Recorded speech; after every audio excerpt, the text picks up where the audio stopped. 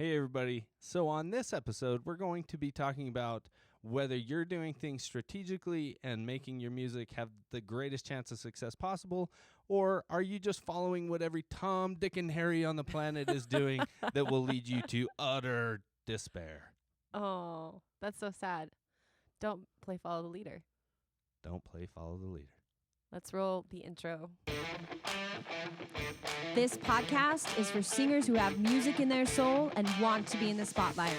We are INVICTA Vox Radio. What is up? Welcome to yet another episode of INVICTA Vox Radio, where, as always, we are your hosts, Mike and Angie Lee. And today we're going to be talking about, again, like so often in what we do. Yep. We ask people why they are making the choices that they're making.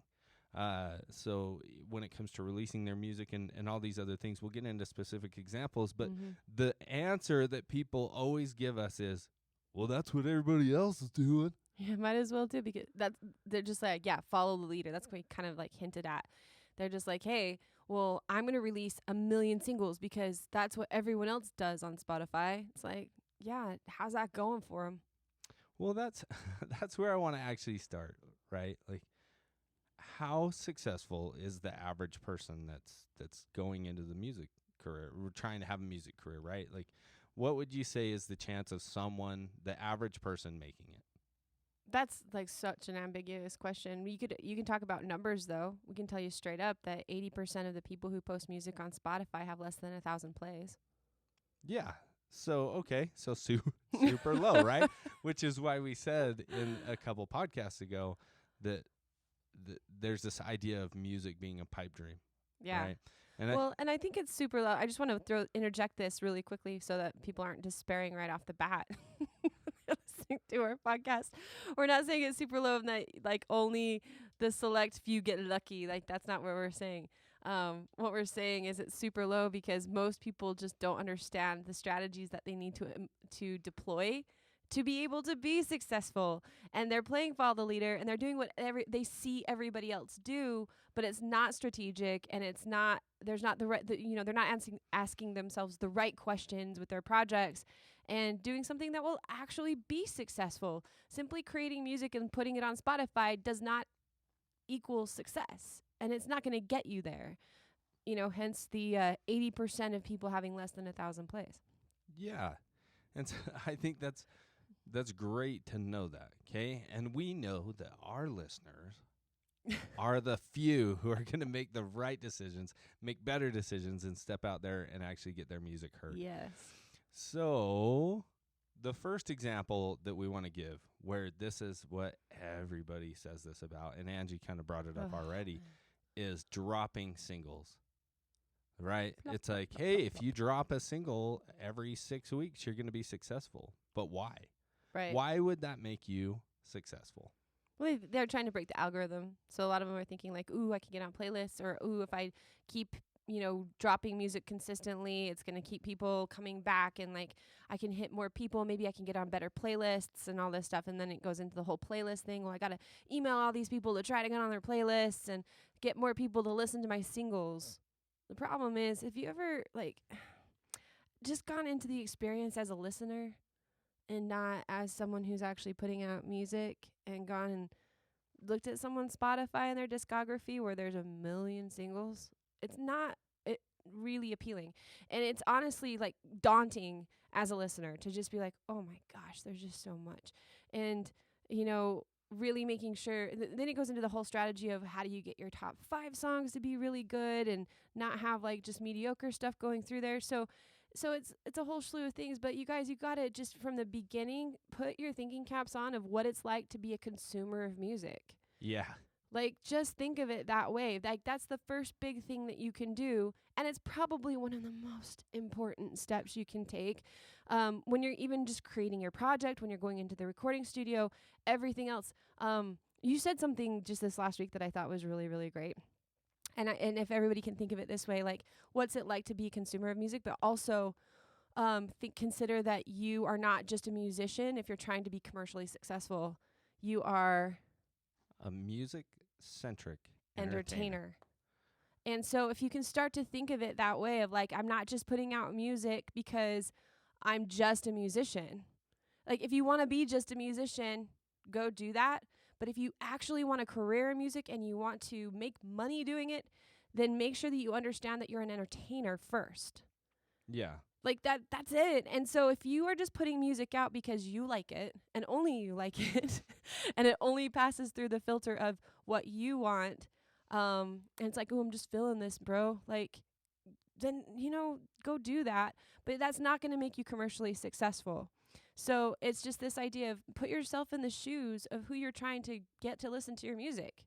Right. Listening to a bunch of singles sucks. It's not a super fun experience when you're trying to find a new artist, especially if the artist only has like 1 or 2 songs. When you go to their Spotify and you're like, man, I liked this single a lot. Where's more? Or you go and like a lot of the songs are really mediocre, but they have one good single, and you listen to that one single, and then you don't follow them. So I'm actually digging into a bunch of different little problems here. Yeah, you're going all over the place. I'm all over the place. But man, just like, so I think step 1 is like, really, guys, you're entertainers, you are music-centric entertainers. Put yourself in your, what we call in the biz, avatar's shoes, the person that you're actually trying to create music for. And that's going to make a huge change on how you even look at your entire career. Well, yeah, and I think that that's actually the best point, right? Like tactically, you can't think of it from the perspective of the creator. You have to think of it from the perspective of the consumer. So I think as you're making your decisions, and really this should probably be at the end of the episode where it's like, okay, well, what's the main tip? We'll circle back. The main piece of advice, right? But we'll get into some other things. But as far as the way we always create our strategy, it always comes from that place, the place of the consumer. Because you have to do things that make sense from their end. And yeah, I hate, like, if I find a new artist and I want to go hear their music, one, everybody always does this. So just think of it from this perspective, right? You click on an artist, you see their top 5. You'll play through at least the top 1 to 2 tracks on there that you think are great. Okay? So typically I'll do that, and then when I see a huge drop off in plays in their top 5, I'm like, okay, these guys are like one-hit wonders. But a lot of times I'll still go into their discography to see if the one that was like their best song, if there's other great songs on that album. But if I have to look through 500 singles, I'm not clicking on every one of them. No, it's a pain. But if they have like 2 EPs. But if you think about it, that's probably you'll listen to an album. That's probably one of the reasons why there is such a drop off, is because if you're creating single, you might have one that goes off, but then you have nothing else in that album for people to listen to. And so instead of actually listening to some of the other songs, they just listen to that one single, and then it makes it on your top 5, and that's what people keep listening. And say you do get it onto a playlist. Well, then again, what if they go listen to that single on the playlist and they go look at your other stuff? Then what? Is there anything there for them to land on? Is there a collection of really great music, or is it just like a bunch of little singles that are hitting? And don't get me wrong, I think it's good to launch music. I think it's good to get into the studio, and I don't want to beat you guys up too much, but go get experience and create music and get it out there. I think that's a really good process to understand and learn. But I always really encourage people to do an EP first. Always, always. I know that seems like weird. They're like, oh, I just want to dabble. I want to just like launch a single. The only time I tell people to launch singles, if they haven't launched anything, is if they're doing a Christmas song. Yeah.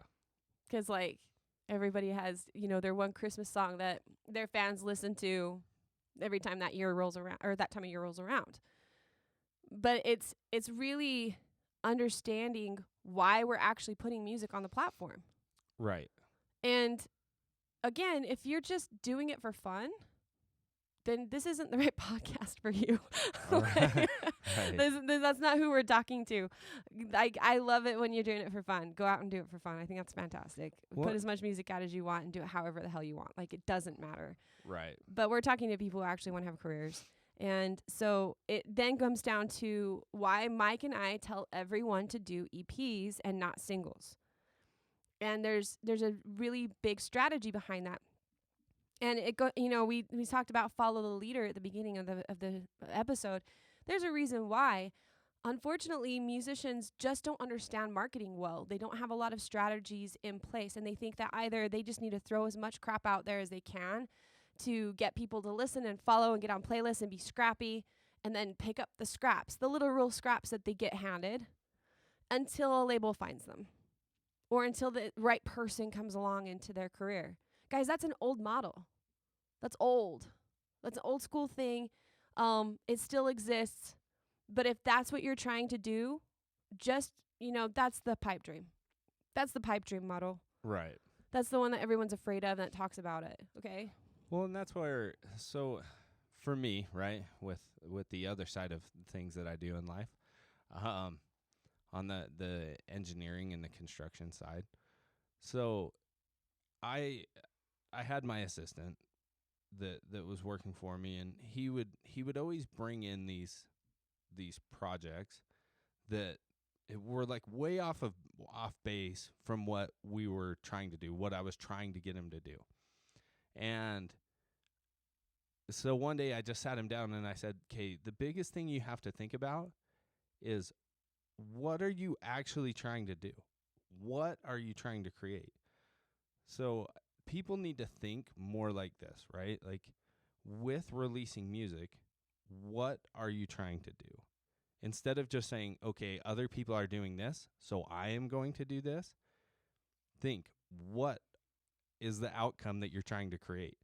And then from there, you need to execute on it. Now, I know a lot of people have trouble conceptually thinking through some of these things, but let's just go for like the touring example, right? Because this kills me that forever ago there was this band that we played with. You played with them. Town. They came to town a couple different times. And on the last time you guys played with them, they were in their broken down van. They didn't even have enough money for like Taco Bell at the end of the day. Well, they had one venue like a few towns back that gave them a bunch of gift cards to Taco Bell, and that's what they were living off of. Okay, so they had Taco Bell gift cards. Maybe they didn't have any money. But they had no money. They're sleeping in their van. All their equipment's broken. Yeah, they had to use our equipment when they came. All their amps were broken. And so the snare drum was broken. They had to use our snare drum. and there's so many startup bands that are in this place, and I just go, why? Why did you do that? What were you trying to accomplish? Right. If being broke, hungry, and miserable is what you're after, literally picking up scraps, then go for it. Like if that's the experience that you want, then by all means, again, like mission accomplished, right? But if you don't want that experience, you have to think, what are you trying to do? If you're going out on these little tours, playing these tiny little venues for 20 people to try and build a following, I can promise you there's a smarter way. Right. Okay. Especially in today's market where independent artists have access to the broadcasting abilities of a label. Yeah, so that's where, again, it just goes through, like, what am I actually trying to accomplish? I want to shine a light on the whole touring thing, because we have so many artists we work with that are like, I just want to go on tour in a van with my bros and like stuff. I'm like, dude, that sounds like the worst thing in my life. I don't want to do that. Even when I was playing a ton with my band back in the emo days, they wanted to do that, and I was like, no, I'm not doing that unless I have a bougie bus and like a shower. Like, I just didn't ever want to. It was never appealing to me. So here's the thing that's interesting about like the micro tours and like the really shitty lifestyle of being on the road and having nothing to eat. That came from the old music industry. And you're going to hear us talk about that a lot, because we have to slay this beast that everyone thinks they still have to be a part of. The music industry is so far behind for entrepreneurs, like music entrepreneurs. Everyone is still trying to play in the old model. And so the whole point of micro tours like that, or getting a van with a trailer and going and doing all of that, it goes back to when music was played on the radio regionally. So people would be going into a town, and then they'd send their stuff to the radio station, and the regional radio station would pump up their music and play their music. And it was back when we were doing like vinyl records. And the only way to get people to hear you was to actually go play in the town and then maybe get some regional radio play. And so in that era, it was super important to be doing micro tours because that was the only way to get out there and get people to listen to your music. It was also the way that you could get picked up by a label. Yeah, that's like the only shot you had at it, right? That was the only option. Playing a showcase and hoping that a label executive would be there to see it. That was the only chance you had. Or to move to one of the main cities, right? If you were going to do country music and folk music, you were going out to Nashville, you might be going to LA or New York, and you had to go to these, epicenters to hopefully be seen. That is not the world we live in today. Right. That's not the game anymore. I mean, you can go try to play that game, but it's pretty broken at this point. And as we've seen, it's extremely difficult to get your foot in the door to be a mega superstar. Yeah, I mean, that's not the way it works anymore. There's just smarter ways to do things, right? Because you have to look at all your available options and go, okay, is there a better way to do this?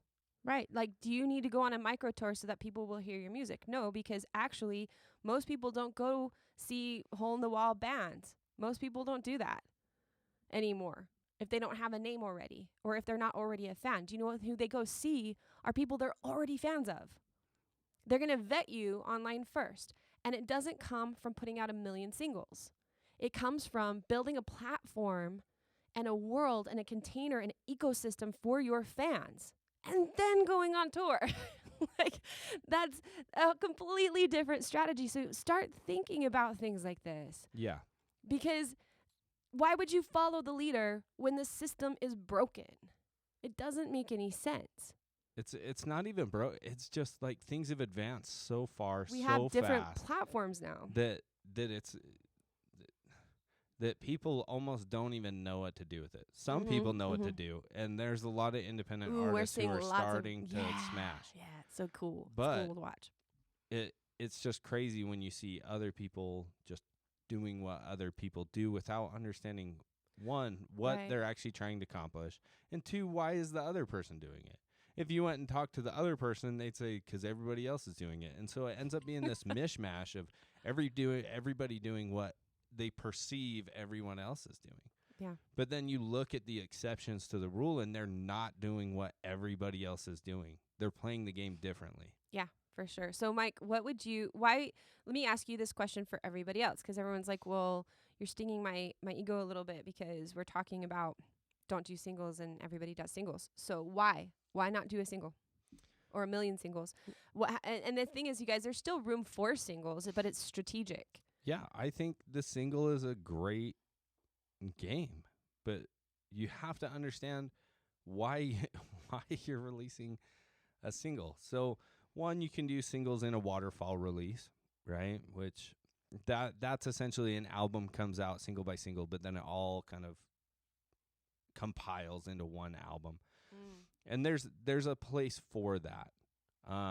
Would you do that if you were a brand new artist? If I'm a brand new artist and I'm going into Spotify for the first time. Or even you have a single and you're still super new and you're just trying to launch more music or an EP.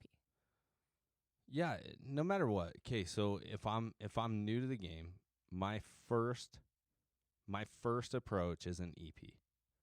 And the reason why, and Angie said again, we have a lot of people battle us on this. That's why we want to talk about it. So with the single, people might hear the single and go, okay, great. But a lot of times there's so many one-hit wonders that nobody remembers. Okay? You might remember the song, but you don't remember the artist.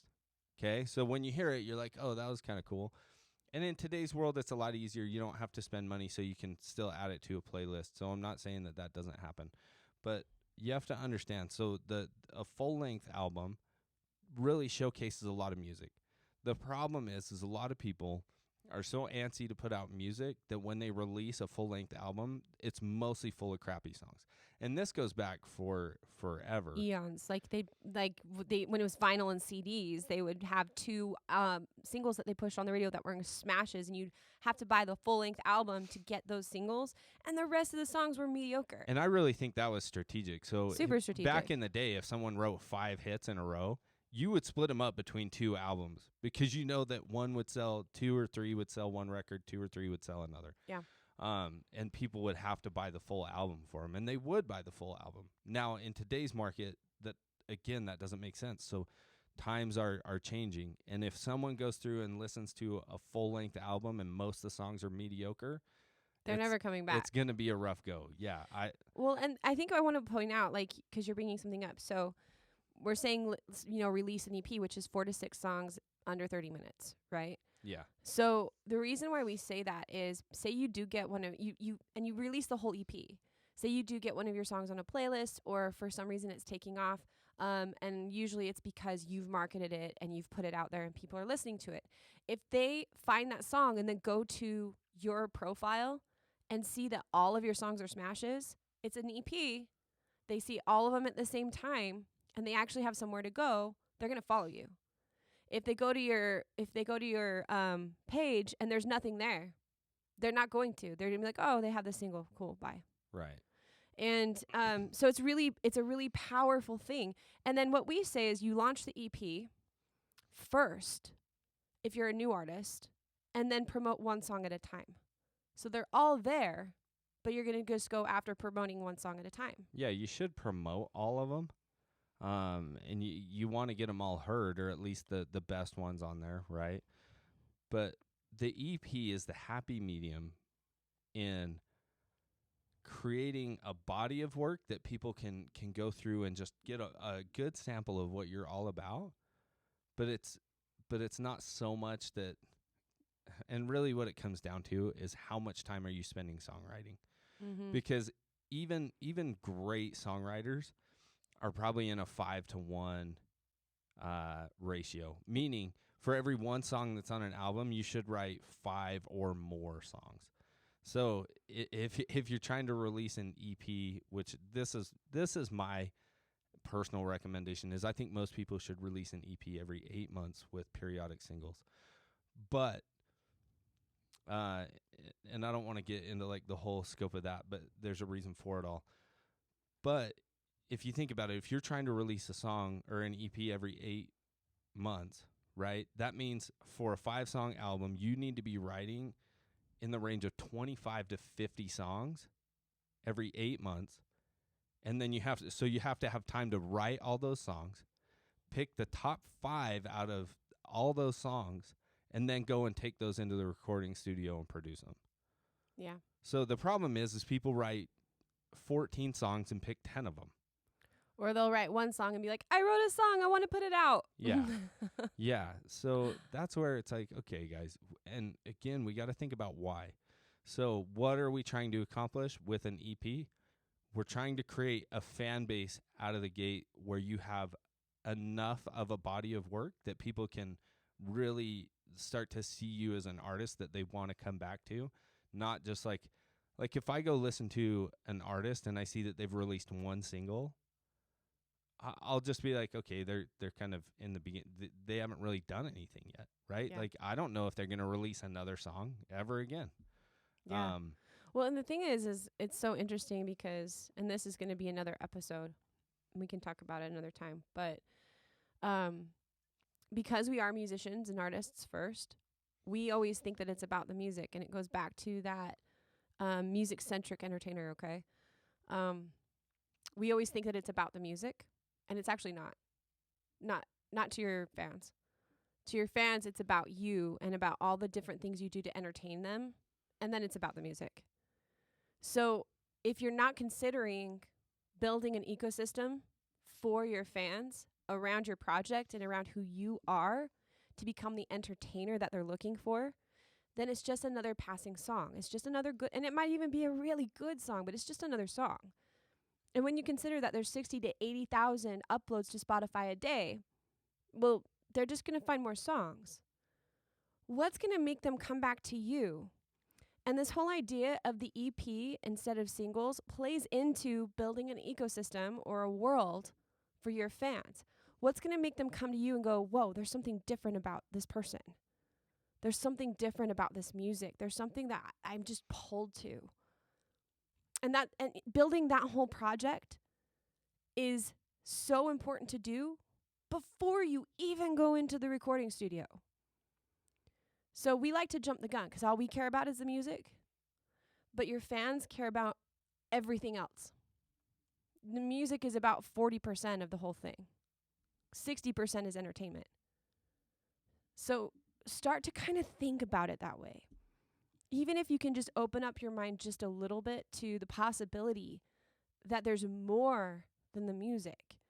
And again, this is for people who actually want to have a career in music, people who want to make money, people who want to do music for a living. You have to start to consider that it's not just about the music. You will never make it if that's what you're trying to do. Right. And we'll dive.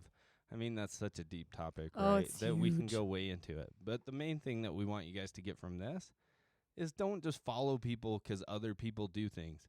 Yeah. Like other people play new shows at open mics and play new songs every time. So that's what I'm going to do. Yeah, and Ask everybody your- who goes to the open mics has everything on Spotify. Good for them. But Like anybody can have music on Spotify. Ask yourself why. Mhm. Ask yourself what you're trying to accomplish and then how you're going to accomplish it. And if you're just doing stuff, randomly doing it, ask yourself why. Yeah. Like Why are you choosing to do a cover? What's going to be the strategy behind the cover? What's it going to do for you? You know, because Ye- there is a strategy behind covers too. Like they can be super powerful. But if it's like, oh, I'm going to do a cover 'cause I don't want to write a song 'cause I'm not good at Or songwriting. it's I'm going to do a cover because everybody else is doing it. The problem with that is you don't understand the strategy behind why they're doing it. Yeah. Boom. All right. So let's cut to the question of the day. And that is simply this. Like, where are you doing things just because you know other people are doing things? Be honest with yourself. Be like, oh yeah, I saw my friend who's really successful, or maybe not even successful, but maybe I saw this person do X, Y, and Z, so I'm doing X, Y, and Z. You don't know why you're doing it. You just saw someone else do it. Where are you doing that? And then what's a more strategic way that you can do that? And if you don't know, keep watching this podcast. Yeah. Then check in next time and we'll And just comment. keep giving it. Comment. If you have a question or if you want to know more about the strategies that we're alluding to, comment below. Yep. Hit it up. And, Like it up. Let's do it. you know, if you found this helpful, just go rate and review it. That's all we got. That's all we need you to do. And share. You know, just go in there and give us a review. And all the love in the world, y'all. Yep. And until next time, Peace. peace.